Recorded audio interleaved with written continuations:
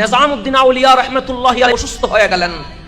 India উপমহাদেশ, ভারত উপমহাদেশের মুসলমান ডাক্তারদের চিকিৎসা শেষ, জবাব দিয়ে দিয়েছেন যে হুজুরের আর কোনো চিকিৎসা নাই, হুজুর কিছুদিনের মধ্যেই আমাদের থেকে বিদায় নেবেন। একজন ভক্ত হুজুরকে দেখতে এসে বললেন, হুজুর আমাদের দিল্লিতে একজন হিন্দু ডাক্তার আছে, যেই ডাক্তার রোগী দেখলে রোগী ভালো হয়ে যায়। এই ডাক্তারের এত কোয়ালিটি, কখনো রোগী সুস্থ না হয়ে ওনার ট্রিটমেন্ট থেকে খালি হয় নাই। নিজামউদ্দিন আউলিয়া রাহমাতুল্লাহি আলাইহি বললেন, ঠিক আছে আমি ওই হিন্দু ডাক্তারের কাছে চিকিৎসার জন্য যাব। কিন্তু আশেপাশে যারা মুরিদিন মুহিব্বিন রয়েছে ওনারা বললেন, হুজুর আপনি যদি হিন্দু ডাক্তারের কাছে চিকিৎসার জন্য যান আমরা প্রশ্নবিদ্ধ হয়ে যাব যে মুসলমানদের মুরব্বী, মুসলমানদের হুজুর আজ হিন্দু ডাক্তারের কাছে চিকিৎসা নিয়েছে, তাই আপনি না গেলে ভালো হবে। কিন্তু নিজামউদ্দিন আউলিয়া রাহমাতুল্লাহি আলাইহি সিদ্ধান্ত পরিবর্তন করেন নাই, আমি ওই হিন্দু ডাক্তারের কাছে চিকিৎসার জন্য যাব। হুজুর যখন যাওয়ার সিদ্ধান্ত নিলেন, বক্তারা আর কিছু বলতে পারে নাই, বক্তারা ওর সাথে চলে গেলেন। হিন্দু ডাক্তারের অফিসে যখন ঢুকলেন, হযরতে নিজামউদ্দিন আউলিয়া রাহমাতুল্লাহি আলাইহি বক্তাদেরকে বের করে দিয়ে ডাক্তারকে রাখলেন। ডাক্তার যখন হযরতে নিজামউদ্দিন আউলিয়া রাহমাতুল্লাহি আলাইহির হাত ধরলেন, ট্রিটমেন্ট করার জন্য যখন চেকিং শুরু করলেন, তখন নিজামউদ্দিন আউলিয়া রাহমাতুল্লাহি আলাইহি বললেন, ডাক্তার আমার কয়েকটি প্রশ্ন আছে, এর উত্তর পাওয়ার পরে তুমি আমার চিকিৎসা শুরু করিও। এক নাম্বার, আমি শুনেছি তোমার অনেক সুনাম, রোগী তোমার কাছে ভালো হয়ে যায়।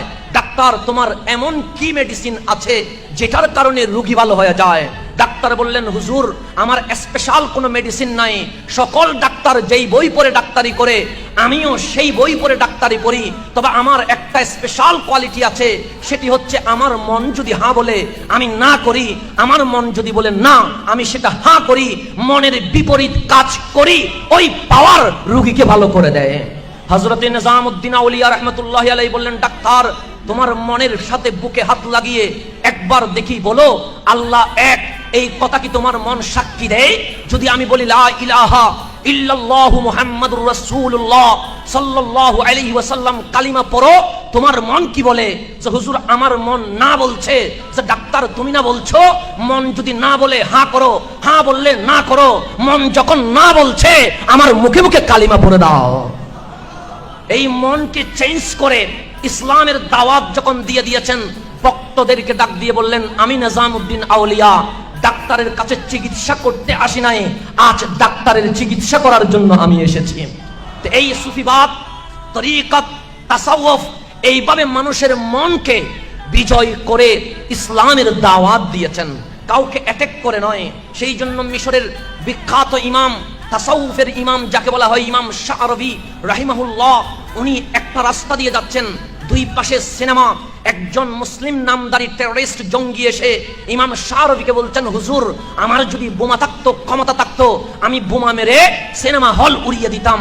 তখন ইমাম শাআরবি বললেন, তুমি যে বোমা মেরে সিনেমা উড়িয়ে দিবা, এতে করে লাভ কি হবে? যে যারা মারা যাবে তারা জাহান্নামে পৌঁছে যাবে। তখন ইমাম শাআরবি বললেন, শোনো, মানুষকে জাহান্নামে পাঠানো এটা কোনো মুমিনের কাজ নয়, মানুষকে জান্নাতে পাঠানো এটা মুমিনের কাজ। তুমি যখন বোমা মেরে সিনেমা হল ধ্বংস করবে, মানুষ মারা যাবে, তারা জাহান্নামে যাবে। ইবলিসও চায় মানুষ জাহান্নামে যাক, তুমিও চাও জাহান্নামে যাক, তো তোমার আর ইবলিসের ডিউটি এক। আমি শাআরবির যদি ক্ষমতা থাকতো, আমি সিনেমা হলে গিয়ে নবী প্রেমের মাহফিল করে জান্নাতি বানিয়ে দিতাম। এটার নাম সুফিবাদ।